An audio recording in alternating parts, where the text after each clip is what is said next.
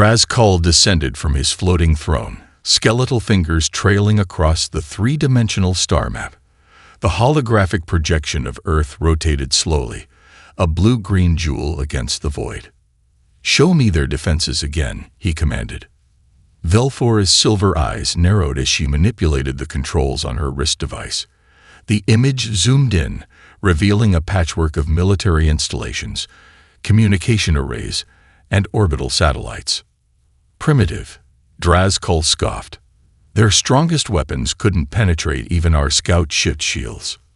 Yet they've survived 3 extinction-level events of their own making," Velfora countered, pulling up historical data.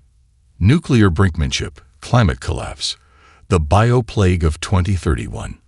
Each time, they've adapted and emerged stronger." The Sovereign waved a dismissive hand through the hologram, distorting Earth's image. 17 worlds have fallen before us, some with defenses that could actually pose a threat. He moved to the chamber's edge, where a transparent floor revealed the cosmos beneath. The Arcturians had planetary shield technology. The Mox had psychic warriors. The Jexeri could manipulate gravity itself. And all 3 species now serve in your auxiliary forces, Velfora acknowledged. But humans demonstrate unusual. Enough. Drazkul's voice reverberated through the chamber as he spun to face her. "You've grown cautious since Kaleth. One minor setback, and you question my vision." Velfora's posture stiffened. The Kaleth campaign. The only time a conquest had taken longer than expected. The only time the science minister's warnings had proven valid. "I question nothing, Sovereign," she said carefully. "I merely provide data." Drazkul studied her for a moment, then gestured to a silent guard. The massive figure approached, dragging a containment pod. Inside, a creature no larger than Drazkul's hand cowered. The last surviving Kalethian. "Do you remember how they fought?" Drazkul asked, voice suddenly soft. "Such spirit in these tiny forms. They forced us to adapt our tactics." He tapped the transparent barrier, making the creature flinch. "But adapt we did. And now they exist only as curiosities and genetic templates." Velfora swallowed her response, knowing the dangerous ground she tread. Instead, she pulled up new data on her console. "Our advanced scouts report unusual findings," she said. "Humans organize themselves in competing nation-states, each with different protocols, languages, and defense systems. A weakness we will exploit," Drazkul replied confidently. "They will turn on each other when pressed." "Perhaps," Velfora agreed. "But this fragmentation means no single cyber attack, biological agent, or electromagnetic pulse will disable their global communications. We must launch 17 different attacks to neutralize their 17 major powers." For the first time, a flicker of annoyance crossed the Sovereign's face. "Then launch 17 attacks," he said. "I want their leadership structures identified and targeted within 3 cycles. Prioritize their weapons facilities, communications hubs, and energy infrastructure." The War Minister, silent until now, stepped forward from the shadows. "And their population centers, Sovereign." Drazkul's translucent skin rippled with patterns of dark energy. "No mass casualties in the first wave. We need their workforce intact." His lipless mouth formed what might have been a smile. "Let them witness their own insignificance before the culling begins." He returned to his throne, which rose again toward the chamber ceiling. There, in a recessed alcove invisible from below, sat the true reason for his interest in Earth. The reconnaissance probe had confirmed it. Beneath the humans' trivial conflicts and primitive technology lay something of immense value. A genetic anomaly that might finally complete his millennium work.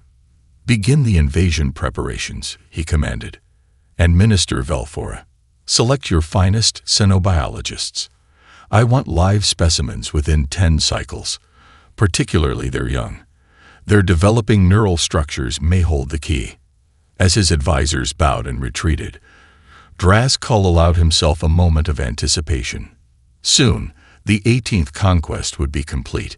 Soon, The final component for his transcendence would be in his grasp, and no species of scattered primates would stand in his way. Dr. Elena Chen hadn't slept in 36 hours.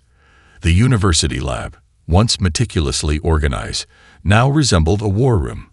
Screens displayed fragmented void-borne communications, while graduate students huddled over captured tech, shards of obsidian-like material that seemed to bend light around them.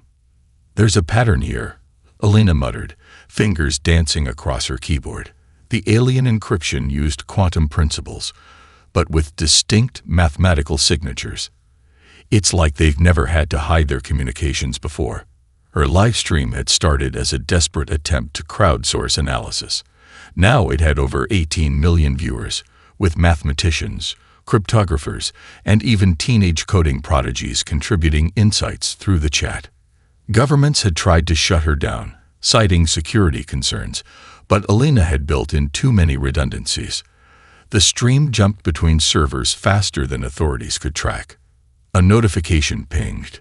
"Lagos, Nigeria. Dr. Chen," came a young voice with a distinct West African accent. "I'm seeing something in their battle formations." The face on the screen belonged to Deo Oladale, 17 years old and already legendary in global gaming tournaments. "They're using classic pincer movements, but with a three-dimensional variant I recognize from Stellar Conquest," he explained, sending tactical overlays. "The algorithm is predictable once you've seen it enough. I can anticipate their next 3 major deployments." Elena stared at the patterns emerging on her screen. "Are you saying their military strategy is gamifiable?" "More like it follows optimal mathematical solutions," Deo replied. "Efficient but not creative. They never fake a retreat or sacrifice pieces for strategic advantage." The implications were staggering. If the Voidborn followed predictable patterns, a deafening boom shook the building. Through the window, Elena saw a Voidborn ship materializing over the campus. The neural disruptor attack had begun. Students collapsed around her, their nervous systems overwhelmed by the alien technology. Elena felt the pressure building in her own mind, like the worst migraine imaginable multiplied 1,000-fold. But something in her refused to surrender. She crawled to the supply cabinet, vision blurring, and grabbed the emergency Faraday mesh, designed for protecting sensitive equipment from electromagnetic pulses. With trembling hands, she draped it over her head and shoulders. The pain receded slightly, just enough to think. She activated the emergency broadcast feature on her stream. "Faraday shielding," she gasped into the microphone. "Anything metal, wrap it around your head. It disrupts their signal." Around the world, people improvised. In Mumbai, families huddled under cooking pots. In Santiago, protesters held aloft unfurled chicken wire. In Seoul, a quick-thinking radio engineer broadcast on emergency frequencies, teaching mental visualization techniques that somehow interfered with the neural signals. In his command ship, Admiral Zix Moore watched the unexpected resistance with growing unease. His neural technicians worked frantically, boosting signal strength, only to have humans adapt again. This time using primitive noise cancellation algorithms repurposed to filter voidborne frequencies. "Impossible," he whispered. The briefing had described humans as fractious, territorial creatures barely unified at regional levels. Yet here they were, sharing countermeasures globally within minutes. He composed a message to High Sovereign Drazkal, carefully wording it to avoid admitting failure. Initial subjugation proceeding with minor technical adjustments required. Indigenous resistance uncoordinated but persistent. The response came instantly. Explain casualties. Zixmore hesitated. 3 scout ships lost. A squad of ground troops captured when their transport malfunctioned. No, when it was deliberately short-circuited by redirected power lines. A communication hub compromised when humans somehow replicated their authentication signals. Before he could craft a response, a proximity alarm blared. On screen, a swarm of repurposed Earth satellites, now carrying makeshift electromagnetic pulse devices, converged on his position. "Evasive maneuvers," he ordered, but it was too late. The first wave detonated, temporarily disabling his ship's outer defenses. For the first time in his military career, Admiral Zix Moore felt something alien to Voidborn psychology, a creeping dread that this conquest might not proceed according to plan. And deep in the ship's secure communication center, a message from High Sovereign Draz Kull awaited his attention. Failure will not be tolerated. The specimens must be secured intact. The Amazon rainforest canopy glowed with bioluminescent residue from the crashed Voidborn ship. Maya Okonkwo approached cautiously, her international team moving with practiced silence. Former Special Forces operators from 6 countries flanked her, while a Kayapo tribal guide led them through the undergrowth. "Radiation levels nominal," whispered Sergei, a Russian physicist who'd escaped Moscow's fall. "But there's something else." He frowned at his modified detector. "Electromagnetic fluctuations unlike anything I've seen." The ship had carved a half-mile trench through the jungle. Strange flora already crept over its obsidian hull, as if the rainforest itself rejected this alien intrusion. "Movement inside," signaled Fatima, their Israeli reconnaissance expert. "At least 3 survivors." Maya raised a hand, halting the team. Unlike military commanders, she hadn't sought this role. Her expertise was in comparative cultural development and collapse patterns across human civilizations. Yet her analytical approach had proven invaluable in predicting Voidborn behavior. "Remember, we need one alive," she reminded them. "Dr. Chen's team requires neural tissue samples." They breached the ship through a fracture in its lateral armor. Inside, atmosphere regulation had failed, creating a thick, oily mist. Their respirators, cobbled together from hospital equipment and filter materials, labored against the alien particles. In the command module, they found 2 dead Voidborn and 1 barely alive, its translucent skin pulsing weakly with dim internal light. Maya approached while the others secured the technology around them. "The neural link is still active," Sergei reported, scanning the wounded alien. "It's transmitting distress signals." "Can we isolate it?" Maya asked. "Better." Fatima grinned, setting up a modified signal jammer. "We can analyze it." For 3 hours they worked, mapping the frequencies of the neural transmission. The wounded Voidborn deteriorated despite their attempts at stabilization. Before it died, Maya noticed something remarkable. When Sergei's equipment emitted a specific electromagnetic pulse, the alien convulsed. "Again," she ordered. The response was the same. The frequency disrupts their neural activity. They extracted tissue samples and downloaded what data they could from the ship's systems. As they prepared to evacuate, Fatima discovered a sealed compartment containing what appeared to be environmental sensors. "They're collecting biometric data on us," she realized. "Heart rates, brain activity, stress responses. They're studying how we react to fear." Maya examined the readings. "They don't understand us at all. Look at the parameters they're measuring. Fight or flight responses, aggression thresholds. They have no metrics for hope, creativity, or cooperation." As her team rigged the ship with explosives, Maya transmitted their findings to resistance hubs worldwide. Within hours, engineers in Japan had prototyped neural disruptors tuned to Voidborn physiology. A tech collective in Estonia developed apps that could turn smartphones into miniature emitters. School science labs across Australia began mass-producing the necessary components. Meanwhile, in Mumbai, Dr. Chen received the neural tissue samples via emergency medical drone. Under her microscope, the alien cells revealed their secret, neural pathways optimized for collective thinking, but with minimal capacity for individual innovation. The Voidborn were perfectly unified, but evolutionary stagnant. "Their technology is adaptive," she explained to her global audience, "but only through accumulated data, not creative leaps. They've never needed to think outside their established paradigms." In London, the consciousness-altering attack had unexpected consequences. Affected humans reported seeing the world as the Voidborn did, perceiving quantum probabilities and energy flows invisible to normal human senses. Artists rendered these visions, inadvertently revealing voidborn cloaking technologies.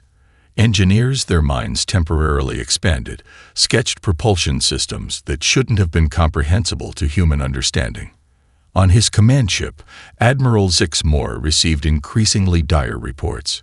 His forces had conquered 17 worlds without developing protocols for an enemy that grew stronger through adversity. Every voidborn ship that fell provided humans with new technology to reverse engineer.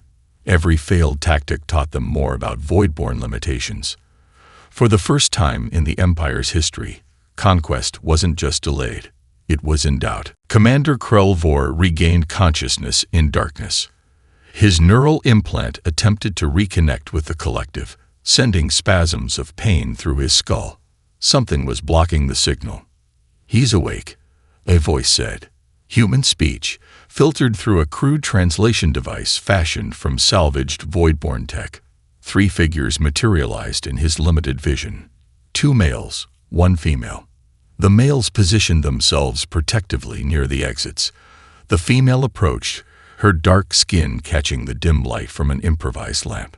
"I am Maya Okonkwo," she said, adjusting the translator. Former professor of comparative historical analysis at the University of Lagos. Now, well, whatever this is. Krell assessed his situation. His weapons were gone, but he hadn't been restrained. The underground chamber, part of what humans called subway infrastructure, bore signs of hasty conversion into a base. Maps covered one wall, marked with voidborn fleet positions. "Why am I not secured?" he asked, genuinely puzzled. Voidborn protocol for captured enemies included immediate neural suppression and biomechanical restraints. Maya sat across from him, maintaining a careful distance. "We've dampened your neural transmitter's range. You can't call for help." As for restraints, she shrugged. "We're testing a theory." "You expect cooperation?" Interrogation. Krell inner eyelids flicked with contempt. "I am engineered to resist. Actually, we've learned your species can't tolerate certain frequencies." Maya nodded toward a small device near his head. "That would incapacitate you in seconds, but we're more interested in conversation." Krell had been briefed on human deception tactics. This must be an attempt to establish false rapport. "Why does the Sovereign want Earth?" Maya asked. The question startled him. Not how many ships, not what weaponry, not tactical deployments, but motivation. Irrelevant. Conquest is our purpose. Is it? Maya leaned forward. 17 systems conquered. But what changed in your society after each acquisition? Did quality of life improve for average voidborn citizens? Did technological innovation accelerate? Krell remained silent, uncomfortably aware that he never considered these questions. In human history, Maya continued, empires expand for specific reasons: resources, strategic advantage, religious mandate, political distraction from internal problems. Pure expansion for its own sake always collapses. She slid forward a tablet showing statistical models. Your empire's technological advancement rate slowed after your 10th conquest. Cultural production, art, literature, scientific theory, has declined 23% in the last century, according to your own archives. You couldn't possibly have. Krell stopped himself, realizing he'd nearly confirmed her analysis. We've been in your databases for weeks, Maya said simply. Your cybersecurity relies on technological superiority, not innovation. Once we understood one system, we understood them all. Across the city, in a university lab protected by jury-rigged quantum shields, Dr. Chen made her breakthrough. The voidborn quantum technology responded directly to consciousness itself, not just awareness, but intention. It's not just computation, she explained to her team. Their technology is part biological, grown rather than manufactured. It synchronizes with their neural patterns. A young physicist frowned. But our brains work completely differently. How are we managing to operate their systems at all? Dr. Chen projected a simulation showing neural activity. Human brains are chaotic systems, unpredictable, creative. Voidborn brains are ordered, efficient, but rigid. When we interact with their technology, we're introducing chaos into their perfectly ordered systems. She highlighted sections of captured Voidborn code. Look here, their error correction protocols are overwhelmed by human neural variability. Our mistakes create pathways their systems never anticipated. Meanwhile, in her hidden laboratory aboard the Voidborn command carrier, Science Minister Velthora studied human creative works with growing fascination. Human music contained mathematical patterns that shouldn't work but somehow created emotional responses even in her alien physiology. Their art used optical illusions and perspective tricks that challenged her perception. Most disturbing were their stories, filled with protagonists who prevailed despite overwhelming odds, who sacrificed themselves for abstract principles like freedom, who valued individuals over collective welfare. Her research assistant entered with the latest reports. Minister, the MindLink experiments have failed catastrophically. The subjects have begun quoting human philosophical concepts and requesting access to creative tools. Velthora dismissed the assistant and composed a direct message to Drazkul, knowing it might end her career or her life. The human threat is not technological. It is ideological. They are not adapting to our attacks. They are incorporating them. Every measure we take against them becomes their weapon. Recommendation: immediate withdrawal and quarantine of Earth system. She hesitated, then added, "They are changing us more than we are changing them." The captured Voidborn shuttle vibrated as it pushed through Earth's upper atmosphere. Dr. Chen monitored the makeshift control systems, while Maya coordinated with ground teams through a heavily encrypted channel. Beside them, Krelvor observed with an expression that might have been nervousness on a human face. "The command station's defensive grid will detect us in approximately 6 minutes," he said. "Your countermeasures won't fool them for long." "They don't need to," Dr. Chen replied, making subtle adjustments to the quantum engine harmonics. "We just need to appear as waste debris until we're within docking range." The plan was audacious to the point of insanity. After 3 weeks of cautious conversation and philosophical debates, Krelvor had revealed a crucial weakness in the Voidborn command structure. The neural network depended on centralized authentication from the station they now approached. "There's something I don't understand," Maya said, studying the former enemy who had gradually become something like an ally. "Why are you helping us? Your entire identity was built around the Empire." Krelvor's inner eyelids flickered. A gesture they'd learned indicated deep thought. "The human concept of why is troubling," he admitted. "In 17 conquests, no species has asked us to justify our actions. They begged, threatened, negotiated, but never questioned our purpose." He touched the deactivated neural implant at the base of his skull. "Without the network constantly reinforcing imperial doctrine, I began to ask questions I never knew existed." The shuttle shuddered as it matched velocity with orbiting debris. Through the viewport, they glimpsed the command station, a massive crystalline structure that seemed to absorb rather than reflect the sun's light. "1 minute to intercept," Dr. Chen announced, activating Voidborn identification protocols. The stolen codes transmitted automatically. For several tense seconds, nothing happened. Then, reluctantly, a docking bay opened like a wound in the station's side. "They're scanning for life signs," Krelvor warned. Maya activated the quantum disruption field Dr. Chen had developed, a technology that essentially rendered them probabilistic rather than definite in the station's sensors. They docked without incident, but the moment they stepped from the shuttle, alarm frequencies beyond human hearing made Krelvor wince. "They know," he said. A squad of void wraiths materialized at the far end of the docking bay, their armor pulsing with lethal energy. Before they could fire, a strange thing happened. Half the squad turned on the other half, their movements jerky as if fighting their own neural commands. "Admiral Zixmore sends his regards," came a voice over the station's communication system. Krelvor's eyes widened. "The sympathizers. They're actually acting." They fought their way through corridors of crystalline material that seemed to shift and flow around them.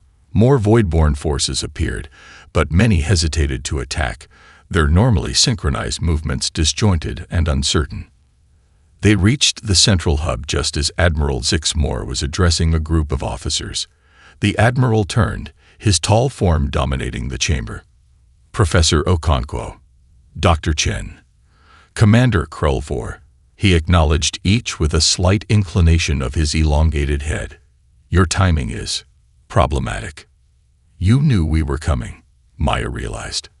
Many of us have been monitoring human broadcasts, Zixmore admitted.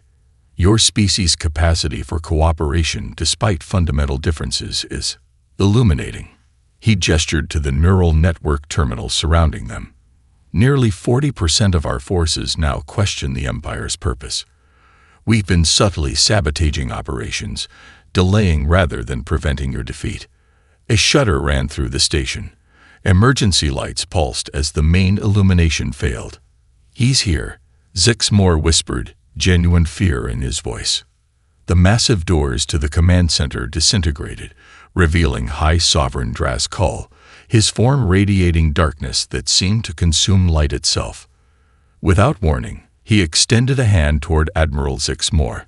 The Admiral's body contorted as Drazkul seized control of his neural implant, forcing him to his knees. Interesting. Drazkul's voice was surprisingly melodic for such a terrifying figure.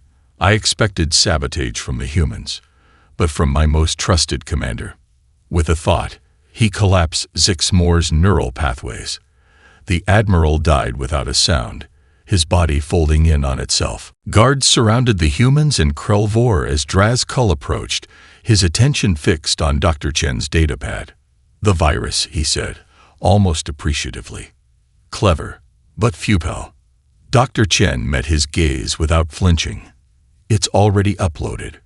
Drazkul's retreat sent ripples of confusion through the Voidborn ranks.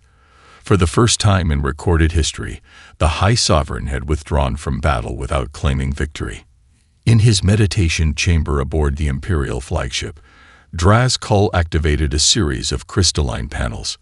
Each displayed a different human resistance cell he had infiltrated.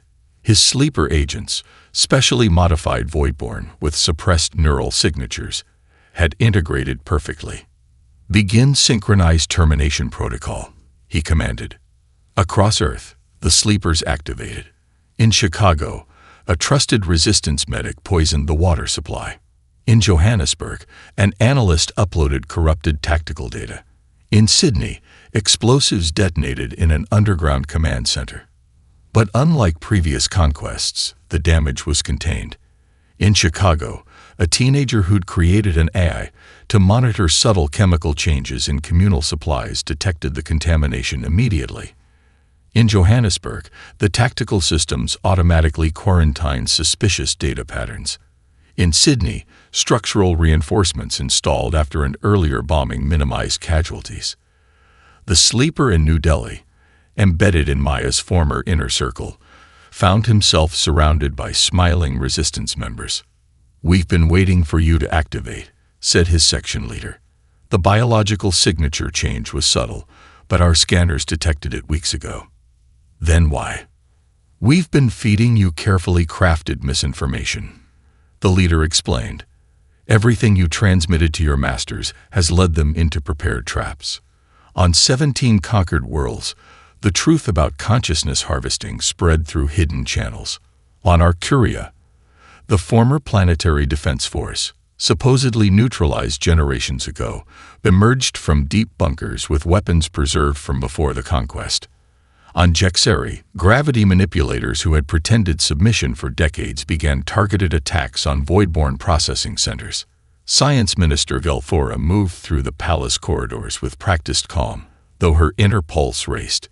The data crystal concealed within her ceremonial robes contained everything the human alliance would need: schematics for the consciousness amplifier, planetary defense codes, and most damning of all, proof of what really powered the Voidborn's technological supremacy.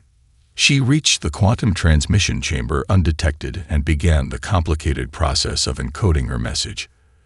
The humans had to understand what they were truly fighting, not just an empire, but a technological parasite that had sustained itself by absorbing the creative potential of entire species. An interesting choice, Minister. Velphora froze as Drazkul's voice filled the chamber. She turned to find not the sovereign himself, but one of his projection avatars, a semi-solid manifestation of his consciousness. "The humans have affected you deeply," he observed, the avatar circling her position. "Their chaotic thought patterns are infectious. They've revealed the flaw in our system," Velphora replied, abandoning pretense. "We conquer to compensate for our own stagnation. Each species we absorb provides a temporary burst of innovation before it's consumed." The avatar's expression shifted to something almost like amusement. "And you believe this is a failure? It is by design, Minister. The Voidborn were engineered as the ultimate predators, not of flesh, but of consciousness itself." The revelation struck Velphora like a physical blow. Engineered? By whom? "That information is reserved for those who ascend," Drazkul's avatar replied. "Which you, regrettably, will never experience." The projection reached toward her neural implant, but Velphora activated her emergency protocol, a modified version of the human virus. Her neural pathways scrambled, becoming temporarily incompatible with Voidborn control signals. "Fascinating," Drazkul's avatar noted. "Self-sabotage as a defense mechanism. The human influence runs deeper than I realized." With her last moments of clarity, Velphora completed the transmission. As darkness claimed her consciousness, she experienced something new, satisfaction in defiance. A very human emotion. In Maya's secure facility beneath the ruins of London, technicians intercepted Velphora's transmission. The consciousness amplifier schematics confirmed their worst fears. Drazkul wasn't just building a weapon, he was creating a harvesting mechanism on an unprecedented scale. With this, he could absorb the cognitive essence of every sentient being within 50 light-years. Dr. Chen explained, her face pale as she studied the technical specifications, not just to control them, to consume them. Maya studied the schematics, an idea forming, one so audacious it bordered on suicidal. "If the amplifier works by creating a psychic connection," she said slowly, "could it be reversed?" The Millennium celebration transformed the Voidborn Palace into a kaleidoscope of dark energies. Nobility from conquered worlds moved through crystalline chambers, their bodies modified to display their submission to Voidborn aesthetics. Musicians played instruments that manipulated quantum frequencies directly, creating harmonies impossible for human ears to fully comprehend. Maya's team, disguised using biosynthetic overlays developed from Krelvor's genetic material, infiltrated through service corridors. Their faces, voices, even their neural signatures had been altered to register as low-caste Voidborn attendants. Remember, Maya subvocalized through their quantum-encrypted communication system. "We have exactly 22 minutes before the molecular stability of these disguises degrades." They separated, each carrying components of Dr. Chen's quantum disruptors. The devices needed to be placed at precise locations throughout the palace to create the resonance field necessary to destabilize the consciousness amplifier. Maya, carrying the master control unit, made her way toward the grand hallway where Drazkul would soon address his subjects. She moved with practiced deference, eyes downcast, as she'd observed in Krelvor's memories of palace protocol. A high-ranking noble stopped her, elongated fingers wrapping around her wrist. "You," he said, voice melodic yet threatening. "You will serve my entourage directly." Maya's pulse spiked, but her disguise's biochemical regulators compensated, maintaining the Voidborn-appropriate hormonal balance in her sweat and breath. "As you command, Exalted One," she replied, using the proper honorific. The noble led her to a private chamber where other attendants prepared exotic intoxicants for the celebration. Maya recognized the opportunity. This room sat directly beneath the amplifier's secondary power junction. As she worked, she observed the noble's guests, Among them was a representative from each conquered world, their native biological features barely discernible beneath voidborn modifications. Yet something in their movements suggested reluctance, resistance held in check rather than eliminated. In the central chamber, Draz Kull ascended to his ceremonial platform. The assembled elite fell silent as his consciousness expanded outward, touching each mind in a display of dominance. For 1,000 cycles, I have led our species to glory. His voice resonated directly in their thoughts. Today marks not just a celebration of past conquests, but the dawn of our final ascension. Hidden among the crowd, Dr. Chen and Krelvor exchanged glances. The disruptor components were in place, but they needed Maya to activate the master control. Tonight, Draz Kull continued, the consciousness amplifier will activate, connecting all sentient minds within this sector to the Voidborn collective. What we have achieved on individual worlds will now encompass galaxies. In the service chamber, Maya finished placing her disruptor component. She reached for the activation switch when the noble grabbed a serving tray from her hands. Your movements are efficient, he observed. Too efficient for a natural-born server. Maya felt his consciousness pressing against hers, probing the disguise. She maintained eye contact for precisely 1 second too long. The noble's inner eyelids flickered in recognition. Intruder. Alarms beyond human hearing range activated. Maya abandoned pretense and triggered the disruptor manually before sprinting from the chamber. Throughout the palace, quantum fluctuations rippled as the disruptors activated in sequence. The carefully maintained physics of the structure began to distort, creating pockets of altered reality where time and space behaved unpredictably. Draz Kull, in mid-speech, sensed the disruption immediately. His extended consciousness withdrew, concentrating into a nimbus of dark energy around his physical form. Sweep all attendees, he commanded.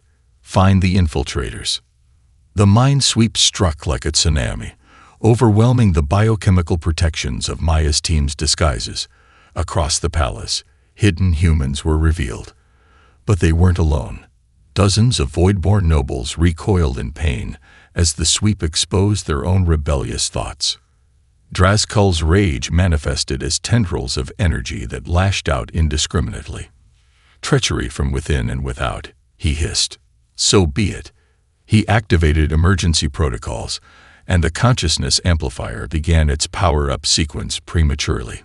The device, not fully stabilized, created distortions that tore through the palace's quantum architecture. Maya found herself in a pocket of altered physics, face to face with Draz Kull himself. Time seemed to slow as they regarded each other, conqueror and resistance leader, predator and prey. You've accomplished nothing, Draz Kull said, his voice eerily calm. The amplifier will still activate. It will still consume. The only difference is that you will witness it firsthand. Maya smiled. Actually, we're counting on that. The consciousness amplifier's energy signature engulfed the palace, pulling all minds, human, voidborn, and representatives from conquered worlds, into a shared psychic space. The boundaries between individual consciousness blurred, creating a kaleidoscope of memories, emotions, and perspectives. Maya found herself experiencing Draz Kull's origins, glimpsing a younger being, once called Terek, fleeing across burnt skies as massive ships consumed his homeworld. The Harvesters, they were called. World eaters that left nothing but atomic dust in their wake.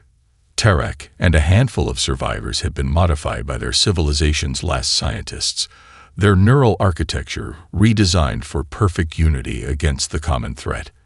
But unity became uniformity. Survival became conquest. The refugees eventually became the Voidborn, forgetting their own history as victims as they evolved into predators themselves. You were running from something, Maya whispered into the shared consciousness. You still are. Draz Kull's mind recoiled from hers. Irrelevant. The Harvesters are coming. Only through absolute unity can this galaxy survive. The amplifier's power increased, drawing more minds into the collective. But something unexpected happened. Instead of Draz Kull dominating the shared consciousness, Human unpredictability introduced chaos into the system. The amplifier, designed to funnel all thought through the sovereign, began to democratize the connection instead. Dr. Chen, her consciousness linked with thousands of others, understood the technical flaw instantly. The amplifier assumes hierarchical thought patterns. Her voice echoed through the collective. Human minds don't work that way. We're rewiring it as it operates. Throughout the shared space, representatives from conquered worlds found voices long suppressed. The Arcturians shared memories of their resistance movements, preserved in secret for generations. The Mox revealed psychic techniques they had hidden from their conquerors. Each species contributed knowledge, perspective, and unique approaches to existence. In the physical world, the palace began to disintegrate as the malfunctioning amplifier created quantum instabilities. Sections of the structure phased in and out of conventional reality, creating crystalline formations that crumbled into ash moments later. Drazkal, sensing his loss of control, made a desperate attempt to redirect the amplifier's full power through himself. His consciousness expanded exponentially, threatening to overwhelm all others in the collective. I have spent a millennium preparing. His thoughts thundered through the shared mindscape. The harvesters are approaching the outer rim even now. Without my leadership, all will perish. Maya pushed her consciousness toward the center of the psychic storm that was Drazkal. Show us, she demanded. Show us what you've been running from. The collective consciousness shifted, directed by Drazkal's memories. The vast darkness approaching from intergalactic space, ships larger than moons, technologies that extinguished stars, beings that existed as much in higher dimensions as in physical space. This is what awaits. Drazkal's voice had lost its imperial certainty, revealing the fear that had driven him for centuries. This is why unity must be enforced. Through the collective link, Maya shared an alternative vision, not enforced unity but voluntary cooperation, strength through diversity rather than conformity. Your method would consume us all to fight them, she projected, but what remains wouldn't be worth saving. The palace's main structure began its final collapse. In the physical world, evacuation ships, both human and voidborn, worked together to rescue as many as possible from the disintegrating complex. Drazkal, understanding at last that his method had failed, made a choice that surprised everyone, including himself.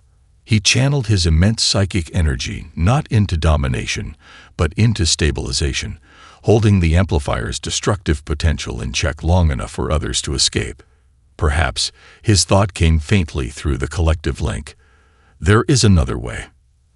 As the evacuees reached safe distance, they witnessed the palace implode, creating a brief, brilliant flare of quantum energy before collapsing into a cloud of luminescent ash that drifted through the void like dying stars. 3 months later, in a space station constructed from combined human and voidborn technology, representatives from Earth and the 17 formerly conquered worlds gathered. The Plurality Accord was no simple peace treaty but a new framework for civilization, one that preserved unique perspectives while fostering unprecedented cooperation. Science teams already worked on integrating technologies from a dozen cultures to create detection systems for the approaching threat. Military strategists developed tactics that leveraged the strengths of each species. Maya stood at the viewport, watching ships of various designs moving purposefully through space. Beside her, Velthora, recovered but forever changed by her rebellion, studied the latest long-range sensor data. They'll arrive within 2 years, the former science minister noted. We have much to prepare. Maya nodded, but her expression remained confident. Good thing we're not facing them alone. As if in answer, a proximity alert sounded. A small vessel approached, unlike any design they'd seen before. Its message, transmitted on all frequencies, was simple but profound. We have watched. We have waited. We too once faced the harvesters. Perhaps together, we can succeed where each alone would fail.